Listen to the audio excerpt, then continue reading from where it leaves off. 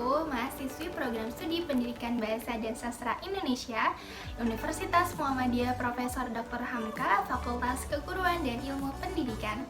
Saya akan menjelaskan hasil laporan PLP atau pengenalan lapangan persekolahan 1 bersama dengan 5 rekan saya yang lain, diantaranya Sekar Pratiwi, Kurnia Luvita, Nurul Rohma, Istiqomah, dan Hesti Yuliani. Keep on watching!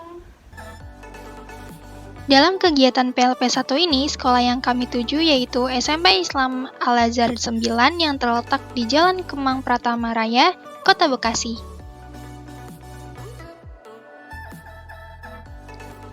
Pada tahun 2008, berdasarkan keputusan Sidang Badan Akreditasi Sekolah Nasional atau BASN, SMP Islam Al-Azhar 9 diakreditasi dengan nilai A.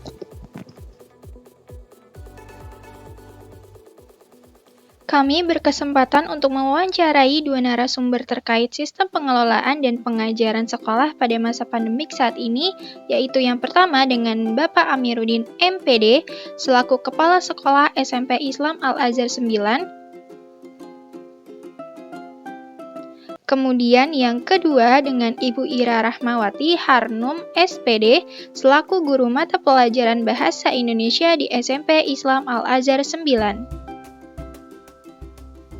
Berikut adalah hasil laporan wawancara dalam kegiatan PLP 1 kami.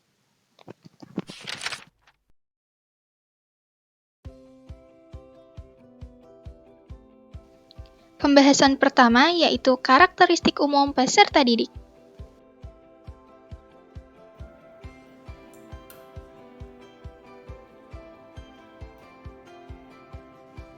SMP Islam Al-Azhar 9 memiliki jumlah murid sebanyak 359 siswa yang terdiri dari kelas 7, memiliki 3 kelas, kelas 8 ada 4 kelas paralel, dan kelas 9 memiliki 4 kelas rombongan belajar. Dari keterangan Kepala Sekolah SMP Islam Al-Azhar 9, yaitu Bapak Amiruddin, menerangkan bahwa karakteristik umum peserta didik di SMP Islam Al-Azhar 9 berkaitan erat dengan pendidikan yang diinginkan orang tua siswa. Mereka sebut dengan educate people, atau orang tua yang terpelajar. Siswa terdidik dengan karakteristik akhlak serta kepribadian yang bagus. Agamis mereka juga bagus, pembiasaan juga bagus karena memang sudah terbentuk di rumah. Jadi secara umum memang karakteristik rata-rata anak kami adalah anak-anak yang secara akademis, kemudian yang peduli terhadap pendidikan, orang tuanya concern terhadap pendidikan, siap mensupport kegiatan anak-anaknya, dan anak-anak akan terbentuk dengan adanya orang tua yang peduli. Poin kedua, struktur organisasi dan tata kerja sekolah. Struktur dan organisasi SMP Islam Al-Azhar 9 biasa disebut dengan unsur pimpinan, yaitu terdiri dari kepala sekolah dan di bawahnya terdapat wakil kepala sekolah yang sebagian besar urusan internal sekolah umumnya menjadi tugas wakil kepala sekolah. Yang di bawahnya lagi terdapat 4 staf urusan, di antaranya staf urusan kurikulum, kemuridan, ketahanan, sarana dan prasarana sekolah, serta keagamaan. Baru kemudian di bawahnya terdapat guru dan staf pendidikan, dan yang terakhir, karyawan sekolah.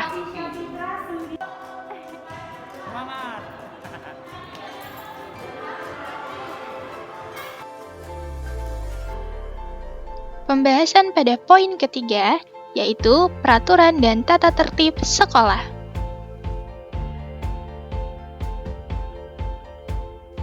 Tata tertib yang diterapkan sekolah guna menertibkan siswa-siswinya yaitu bukan dengan sanksi fisik melainkan dengan sanksi hafalan. Ketika siswa terlambat masuk kelas atau Zoom, maka guru menerapkan sanksi tersebut. Semakin banyak keterlambatan yang dilakukan siswa, maka surat yang dihafalkan akan semakin panjang.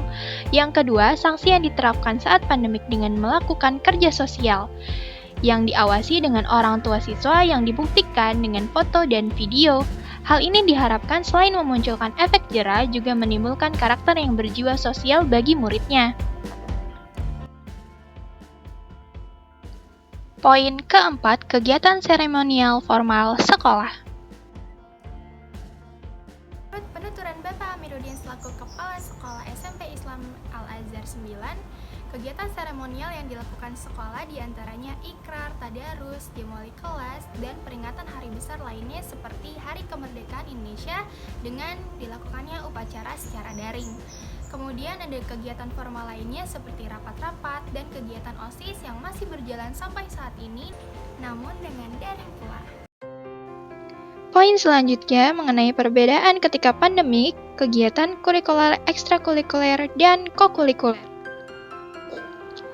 Perbedaan yang sangat terlihat terletak pada cara mengajar guru, yaitu menggunakan media seperti Zoom, Google Meet, Google Classroom, atau hal-hal lainnya yang berbau dengan media dan daring.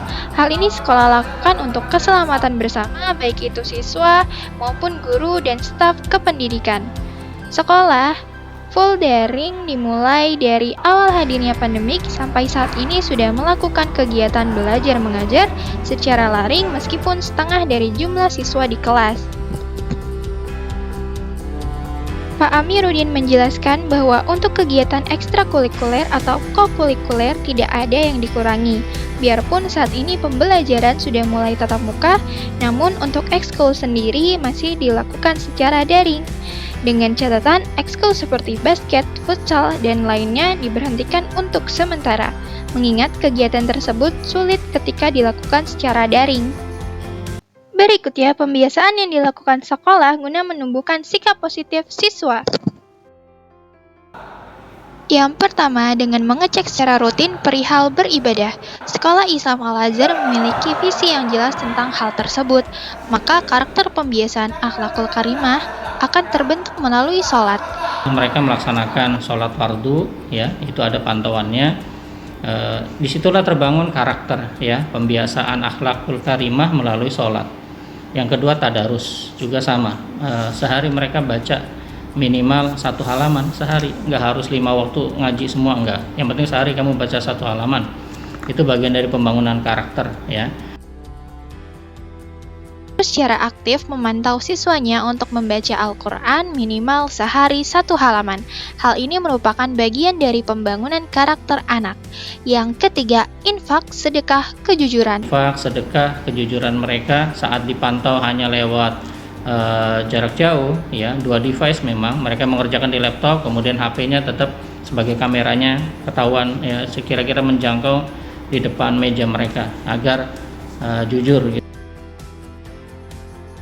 Hal ini dilakukan secara menyeluruh mulai dari pembiasaan positif, tata tertib yang harus diikuti serta pelanggaran yang dilakukan baik itu siswa laki-laki maupun perempuan.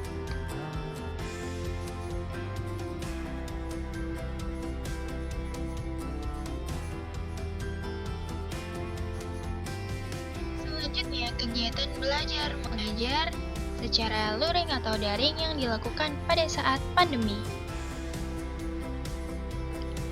Ketika pembelajaran daring, guru dan murid menggunakan media Zoom untuk pengajaran dan pembelajaran, serta menggunakan Google Classroom untuk menyerahkan tugas. Kegiatan pembelajaran yang dilakukan di SMP Islam Al-Azhar 9 sudah mulai diberlakukannya tatap muka atau luring. Namun dengan catatan siswa yang hadir berjumlah setengah dari jumlah masing-masing kelas. Ketika setengah yang lain dijadwalkan daring, maka guru berperan aktif di kelas dengan mengajar menggunakan webcam untuk siswa yang daring dan pembelajaran tatap muka untuk siswa yang di kelas. Dan kebetulan anak Al-Azhar masih bisa beradaptasi dengan Zoom, ya. Jadi anak-anak Al-Azhar di rumah semuanya menggunakan perangkat Zoom. Kita guru juga mengajar dari rumah waktu itu. Karena memang guru pun waktu itu tidak boleh ke sekolah karena memang kondisi yang sangat riskan ya waktu itu, ya, karena memang pandemi lagi naik-naiknya. Itu sih Kak paling, Kak. Jadi berubah dari metode tatap langsung menjadi metode Zoom meeting gitu. Dan alhamdulillahnya ya sampai sekarang kan tetap muka terbatas, ya, Zoom meeting juga namun tetap muka. Kalau untuk menulisnya ada GCR, Kak. Jadi mereka unggah ya atau upload tugas berupa teks cerpen misalnya atau teks berita yang kemarin baru saya bahas di kelas 8, mengunggahnya di GCR. Itu penilaiannya paling, ya, tidak melupakan 4 kemampuan berbahasa tadi. Adaptasi yang dilakukan oleh pengajar tidak jarang menemukan kesulitan selama pembelajaran. Apalagi di Indonesia, pembelajaran secara daring ini tergolong sangat baru dan perlu adaptasi lebih baik itu dari siswa maupun guru yang mengajar. Itu kendalanya anak tidak aktif ya, kurang aktif. Yang biasanya mungkin kalau di kelas kan saut-sautan, terus mungkin ada yang ngobrol sama temennya, aktif, seru gitu ya suasana kelas. Nah kalau masa daring ini, masa PJJ ini hening gitu ya, hening. Terus harus dipaksa-paksa untuk ayo coba buka suaranya, unmute gitu ya. Susah ya, agak susah. Kendalanya kita harus bagi fokus, guru tuh harus bagi fokus ya, antara anak yang di kelas sama anak yang di Zoom. Kan harus dibagi tuh fokusnya, kita nggak mungkin ngajar hanya untuk anak yang di kelas, tapi kan juga harus ngajar untuk anak yang ada di Zoom, yang ada di layar.